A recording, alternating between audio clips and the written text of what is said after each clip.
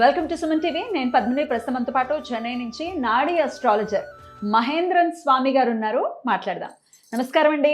నమస్కారం అండి. బాగున్నారా? బాగున్నామండి. చాలా సంతోషం మిమ్మల్ని కలవటం. సంతోషం. చెన్నై నుంచి మీరు ఇక్కడికి రావడం జరిగింది. అవును. నాడీ అస్ట్రాలజీ అనేది చాలా చాలా పురాతనమైనది అనేది మేము విన్నటువంటి ఒక అంశం. కానీ దాని గురించి ప్రత్యేకంగా మాకు తెలియదు, ఎక్స్పీరియన్స్ లేదు. అసలు నాడీ అస్ట్రాలజీ అంటే ఏంటండి? నాడి అంటే కొంతమంది ఇది అనుకుంటారు. అదే అనుకుంటున్నా, నేను కూడా అదే అనుకుంటున్నా. కాదా? నాడి అది కాదు. పొట్టెల తమ్ము వేలు ముద్ర ప్రకారం తాళపత్రం వెదికి చెప్పడానికి నాడి అంటారు. వెదికి రావడానికి, వెదికి చెప్పడానికి నాడి శాస్త్రం అంటాం. అంటే మన వేలి ముద్రను వేస్తారు, వేలి ముద్ర ద్వారా తాళపత్ర వెతుకుతారు, కట్ట వెతుకుతారు. ఇలాగ బండిల్స్ చాలా, వేలు ముద్రకి 3 4 కట్ట ఉండవు, కట్ట బండిల్స్ వస్తాయి. ఆ బండిల్లో వివరాలు అది వెతకడానికి నాడి అంటాం.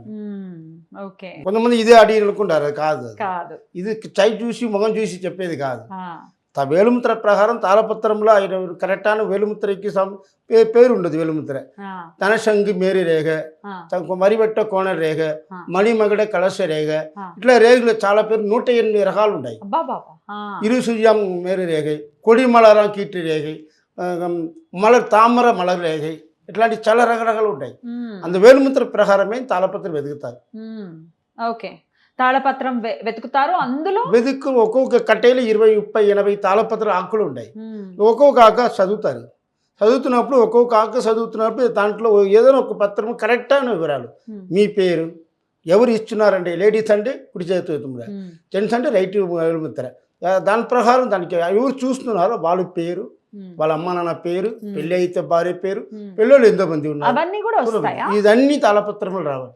వాళ్ళు పుట్టిన డేట్ ఆఫ్ బర్త్, రాసిన నక్షత్ర వివరాలు, ఇది కరెక్ట్గా మ్యాచ్ అయింది. వాళ్ళకున్న ఫ్యామిలీ సమస్యలు ఏంటి, ప్రస్తుతానికి అప్పుడు తెలుసుకున్న కాలంలో ఏంటి ప్రాబ్లంలు ఉన్నారు, ఇవన్నీ కరెక్ట్గా వచ్చినారంటే దాన్ని బట్టి బుక్లో రాసి చెప్తారు. ప్రస్తుతం ఎలా ఉంటుంది, మీ ఫ్యూచర్ వరకు, ఎండింగ్ వరకు, చివరి కాలం వరకు ఎలా ఉంటుంది, lucky number, lucky colour, lucky stone, దాంతోపాటు చదువు కలిసి చెప్తారు. అలాగా అప్పుడు మధ్యలో ఏదైనా మనకు సమస్యలు ఉంటాయి. 25 తర్వాత 26 ఎలా ఉంటాయి, 28 ఎలా ఉంటాయి, 29 ఎలా ఉంటాయి. కొన్ని విషయంలో మంచిగా టైంలో డౌన్ అవుతారు, కింద ఫైనాన్స్ పరంగా ఇబ్బందులు పడతారు, ఫ్యామిలీ పరంగా భార్య భర్త కొట్లాడటం, గొడవలు, పిల్లలకి ఏదైనా ఆరోగ్య సమస్యలు, ఏదో ఒక ప్రాబ్లం పట్టినప్పుడు దానికే ప్రాబ్లానికి సొల్యూషన్ కూడా దొరుకుతుంది. దాన్ని బట్టి దోషం, రకరకాల దోషం ఉంటాయి. ఇప్పుడు పితృదోషం ఉంది, కాలసర్ప దోషం ఉంది, కుజ దోషం ఉంది, ఇది అన్నీ వస్తుంది. దాంతో పూర్వకర్మ మనకి దోషం ఉండదు. మనకి బ్లాక్ మ్యాజిక్ అంటారు కదా, కళ్ళు దిష్టి ఇలాంటి కొన్ని చేసేవాళ్ళు, దాని మూలంగా బాధపడేవారు, అదుకులో అన్ని పరిహారం దొరుకుతుంది. అయితే ప్రతిదీ అంటే మన పూర్వజన్మ పాపం కానీ, పూర్వజన్మలో ఎలా చనిపోయాం కూడా తెలుస్తుంది. అవునండి, పూర్వజన్మలు ఎక్కడ పుట్టారు అంటే ఇక్కడ ఏం మంచి చేశారు, చెడు చేశారు, దానివల్ల ఇక్కడ ఉన్న మన చివరి కాలం వచ్చిన ఏం పాపం, దానికి పుణ్యం ఏం చేశారు, దానివల్ల ఈ జన్మ మానవ జన్మ, మనిషి జన్మంగా పుట్టగలిసాము. సరే, ఆ పాపం పూర్తిగా పోలేదు, ఆ పాపం వెంట ఇప్పుడు ఆడుతుంది. ఈ జన్మంలో కలియుగంలో ఆడుతుంది. దానికి పరిష్కారం ఏంటి, అందులో పరిష్కార మార్గం దాంట్లో వస్తుంది.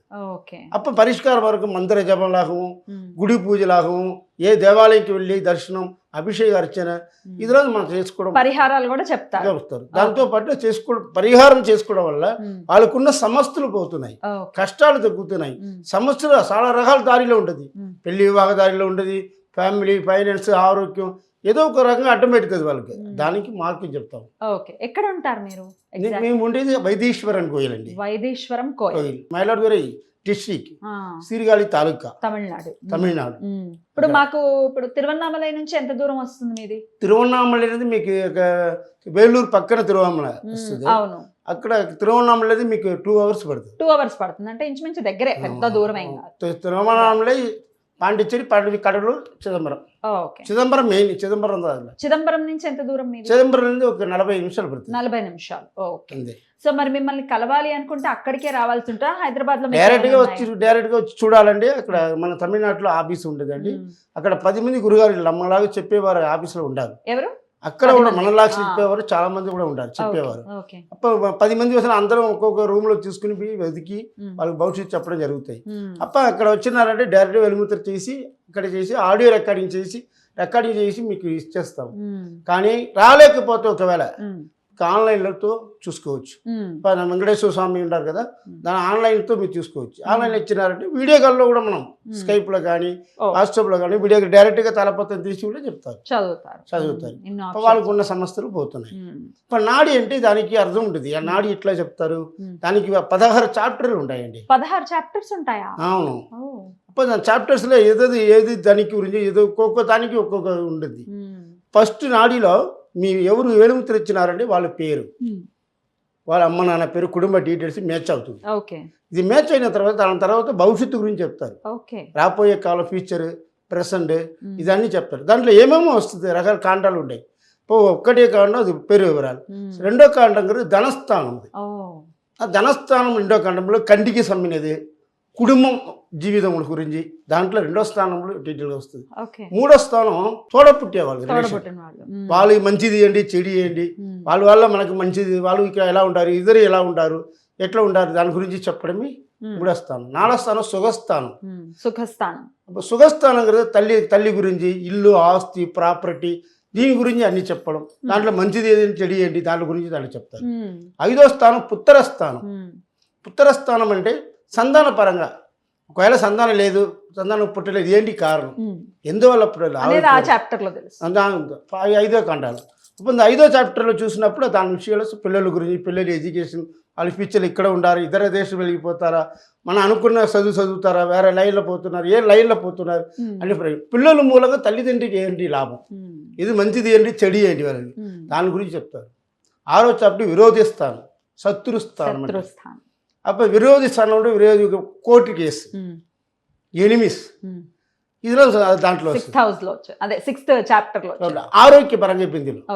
ఇలా దానికి సంస్థలు అది అవసరం. ఏడో కాండం వివాహ కాండం అంటారు, పెళ్లి వివరాలు చెప్పడం. అది ఏడో కాండం అని ఏంటి, వచ్చిన మనకి పెళ్లి అవరు ఎక్కడైతే వచ్చిన భర్త ఎక్కడైతే వస్తున్నారు, లవ్ మ్యారేజా అరేంజ్ మ్యారేజా, వచ్చిన భర్త నాకు ఎక్కడైతే ఎవరు ఏ చదువుకున్నారు, ఎలాంటి ఉంటారు వాళ్ళకి తెలియదు. అప్పుడు వాళ్ళు వచ్చిన భర్త గారి గురించి, వాళ్ళ పేరు వివరాల గురించి, వాళ్ళకి ఎంత హైట్, వెయిట్, పర్సనాలిటీ, వాళ్ళు చేసుకున్న పని, అన్ని విషయాలు, రాసి నక్షత్రం, ఈ నక్షత్రం మీకు ఇద్దరికి మ్యాచ్ అవుతుంది, లైఫ్లో బాగుండాలని చెప్తారు. అప్పుడు పెళ్ళి అయి విడిపోతారు, కొన్ని సమస్యలు ఉంటాయి, దానికి పరిష్కారం వస్తుంది. 8వ కాండం ఆయుష్ కాండం. అప్పుడు ఖండాలు ఎప్పుడు వస్తుంది, ఇన్సిడెంట్, యాక్సిడెంట్, వాహన ధర్మంలో ఇలాంటి సంబంధించినది, దాని మూలంగా కోర్టు కేసుకు వెళ్తాం. అలాంటి సమయం ఆయుష్లో అల్ప ఆయుష్ అంటారు కొంతమంది తెలుసుకున్నారు. అంత ఆయుష్ ఎప్పటి వరకు ఉండదు, ఎంతవరకు, ఎలాంటి రోజులో, ఎలాంటి తిథిలో, ఎలాంటి నక్షత్రంలో, ఎలాంటి వారంలో పోతారో చెప్తారు. అద్భుతం. 9వ కాండం భాగ్యస్థానం అంటాం. ఇది ఉంది తండ్రి గారి గురించి చెప్పడం, ఉపదేశం, కురు ఉపదేశం, కురు మాతృష, కురు ఆశీర్వాదం, సన్యాసి ఆశీర్వాదం, దాని గురించి భాగ్యస్థానం అంటారు. 10వ కాండం ఉద్యోగ కాండం. ఉద్యోగం చేస్తారా, బిజినెస్ చేస్తారా, ఏది మనకు లైఫ్లో మంచిది, ఉద్యోగంతో ఉండే ఏంటి పదవి, దాంట్లో సంపాద్య పెరుగుదల, ధనవిరితి ఎలా ఉండదు, అదే బిజినెస్ చేస్తే ఎలాంటి బిజినెస్, ఏ బిజినెస్ మీకు సూటబుల్ అవుతుందో ఆ బిజినెస్లో మంచిగా ఉండి పడిపోకుండా, దానికి ప్రాబ్లం ఉంటే కూడా దానికి పరిష్కారం వస్తుంది. 11 రెండో వివాహాల గురించి, పెళ్ళి అవి విడిపోతారు కదా, సెకండ్ మ్యారేజ్ జరుగుతుంది. లాభస్థానం అంటారు 11వ స్థానం. లాభస్థానంలో ఇదేంటి, ధనపరంగా లాభం ఎవరి మూలంగా వస్తుంది, మనకి వేరే వాళ్ళు సపోర్ట్ ఉండదా. ఇది రెండో వివాహం జరిగి, రెండో వివాహాలు వాళ్ళు ఎట్లాంటి భార్య భర్త, పెళ్ళి అయిన వాళ్ళు వస్తారా, పెళ్ళి లేకుండా వాళ్ళు ఏ దేశ వివరాలు చెప్పడం. 11వ స్థానం. 12వ స్థానం మోక్షస్థానం. బయట దేశం ఎప్పుడు పోతాము, అది ఉందా, వ్యూహం ఉందా లేదా, మనకి స్పిరిచువల్ దేవుడి ప్రకారం మనకు ఆశీర్వాదం, దేవుడు అన్ని రకాలు ఎలా ఉన్నది 12వ కాండం గురించి దాంట్లో చెప్పడం. 13వ కాండం పరిష్కారం, శాంతి కాండం అంటారు దానికి, శాంతి పరిహారం. అదే పూర్వజన్మ కర్మని చెప్పడం, పూర్వజన్మలో ఎక్కడ పుట్టారు, ఏంటి పాపం చేసినా, మంచి చేసినా, చెడు, దానికి ఉన్న సమస్యలు, ఈ సమస్యల ప్రకారం గ్రహ వివరాలు సమస్యలు ఏంటి, దానికి పరిష్కారం ఏంటి, ఎక్కడ చేయాలి, ఏ విధంగా చేయాలి, ఏ గుడికి వెళ్ళాలి, ఎక్కడ దానం చేయాలి, ధర్మ పుణ్యం చేయాలి, దాంట్లో చేయడం. 14వ కాండం దీక్ష కాండం అంటారు. దీక్షలు తీసుకోవాలి, మంత్రజపం, కళ్ళు దిష్టి, నరదిష్టి, అసూయ, జలసి, బ్లాక్ మ్యాజిక్ అంటారు. కొంతమంది గ్రహాలు పని చేయలేదు, దానికి ఏ యంత్ర పూజ చేసుకుంటే బాగుంటుంది, ఏ దేవుడి మంత్రాలు, ఏదో తాపీసులాగా రక్ష వేసుకుంటే బాగుంటుంది. మనం రక్షలు వచ్చిన మనం సులభం ఇంట్లో ఉండి ఎట్లా ఏ మంత్రాలు సులభం చేసుకుంటే మనకి ఇంట్లో మనశ్శాంతం ఏర్పడుతుంది దాంట్లో చెప్పడం. 15 కాలం ఔషధం, ఔషధం, ఆరోగ్యపరంగా మందులు ఆ కాలంలో రాసి పెట్టిన ధన్వంతరి మహర్షిలో ఉంటారు కదా, ఏ మందులు ఏది లేకుండా ఏది ఎట్లా వాడుకోవాలి, ఏ విధంగా కలుపుకోవాలి, అలా ఆ విషయాలన్నీ చెప్పడం. ఏ ఆరోగ్యానికి ఏ మందులు తీసుకుంటే ఎప్పుడు అవుతుంది దాని గురించి చెప్పండి. 16 కాండం దీక్ష కాండం అంట. దిశాపుత్తి అందరం ఒక్కొక్క దిశ ఉండే, రాగు దిశ, శుక్ర మహాదిశ, కురు భగవాన్ దిశ, కేతు భగవాన్ దిశ, బుధ దిశ, ఒక్కొక్క దిశ ఉంటుంది. ఆ దిశలో ఏ దిశ మీకు మంచిది, ఆ దిశలో ఎప్పుడు ఏ పుత్తి నడుస్తుంది, పుత్తి తెలివితేటలు, దాని ప్రకారం దాంట్లో డీటెయిల్గా అన్ని డీటెయిల్ చెప్పడమే దశాబ్ది. దాంతో పాటు రాజకీయం, పాలిటిక్స్, దానికి కాదు పాలిటిక్స్లో వ్యూహం ఉందా, అందులో ఇక్కడ పదవి ఉండదా, పెద్ద పదవి పోతారా, కింద ఉండారా, నార్మల్గా ఉండారా, లేదా అని చెప్పేస్తారు. రైట్. ఇప్పుడు ఒక మనిషికి ఒక 4-5 సమస్యలు ఉన్నాయి అనుకుందాం. ఆయనకి వివాహ సమస్యలు ఉన్నాయి, ఆర్థిక సమస్యలు ఉన్నాయి, కోర్టు సమస్యలు ఉన్నాయి. అప్పుడు ఏవేవి చూస్తారు? అన్ని చూస్తారా, పర్టికులర్ గా ఈ సమస్యలకే చూస్తారా? అన్ని చూస్తాం, అన్ని సమస్యలు. మీకు ఎక్కడ ఏ దారిలో మీకు ప్రాబ్లం ఉంటుంది తెలిసిపోతుంది. దానికి మాత్రం చెప్పడం కదా, అన్ని విషయాలకు ఒకేసారి పరిహారం అడిగి మళ్ళీ మళ్ళీ పరిహారం తిప్పి చెయ్యరు. అందువల్ల చెప్పడం. రాజకీయంలో ఇలాంటి ఉండే విషయం వల్ల రాజకీయంలో చెప్పడం అద్భుతం. స్పెషల్ కాండంగా ఉంది. మహా సూక్ష్మ నాడి, తుల్య నాడి. இந்த నాడిగిరిది తాళపత్రం సులభతలో ఉంటుంది. సులభ రీతిగా ఎట్లా ఉంటుందంటే, సులభ రీతి ఇట్లా ఒక తమిళ్ అందాది అంటారు, పురాణ తమిళ్ అంటారు కదా, అంద తమిళ్, పురాణ తమిళ్ అంటారు కదా, అంద తమిళ్ అంది. తమిళ్ లిపి ఇది. లిపి సాంస్క్రిట్ ఎలా ఉండే వాళ్ళకి లిపి ఉండదు, దాని తమిళ్లో పురాణ తమిళ్. మామూలుగా మాట్లాడే పేపర్లో ఉండదు కదా, పడి చదువుతాం, ఆ తమిళ్ కాదు అది. అవును, సులభతలో ఉండేది. తమిళ అయినా మనకి సులభ రీతి, సులభం మీనింగ్ చేయాలి. తమిళ వాళ్ళు కూడా అర్థం కాదు, చదివి వాళ్ళు కూడా చెప్పాలి మనం. ఇప్పుడు మామూలుగా మా హస్బెండ్ తమిళియన్, వాళ్ళకి అర్థం కాదు ఇది. కామన్ తమిళియన్స్ ఎవరు కాదు, ఇలాంటి కుల వృత్తి ఉన్న వాళ్ళ వల్లువర్ అంటారు, తిరువల్లువర్ అంటారు కదా, అలాంటి కులంలో పుట్టేవాళ్ళం. వంశ పరామర్య 5th జనరేషన్లో మేము ఉంటాము. ఓకే, ఒక్కసారి ఎలా ఉంటుందో ఒకసారి చదువుతారా? మాకు తెలియదు కదా, ఒకసారి చదవండి. ఓం నమ శివాయ నమః. ఓం నమో నారాయణ నమః.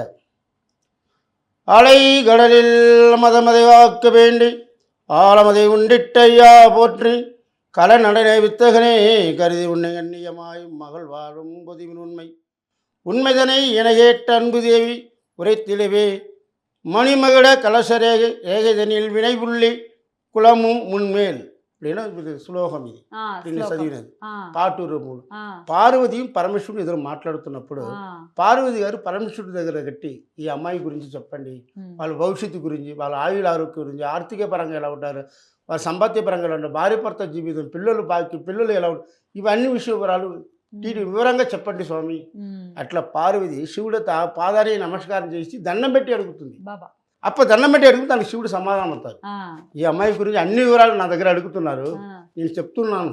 చెప్పబోయే ముందు ఈ తాళపత్రం మీది అన్నదానికి ఆధార సాక్షి ఉండాలి కదా. ఆధార సాక్షి ముందు నాడి శాస్త్రం ఏ విధంగా పుట్టిన వేలుముద్ర ప్రకారం చెప్తారు. వేలుముద్ర అనే పేరు ఉండదు. అప్పుడు శంగు చక్రం. అప్పుడు దీంట్లో మణి మగుడ కలసరేగి. మణి మగుడ, మణి అంటే గంట అంత తెలుగులో.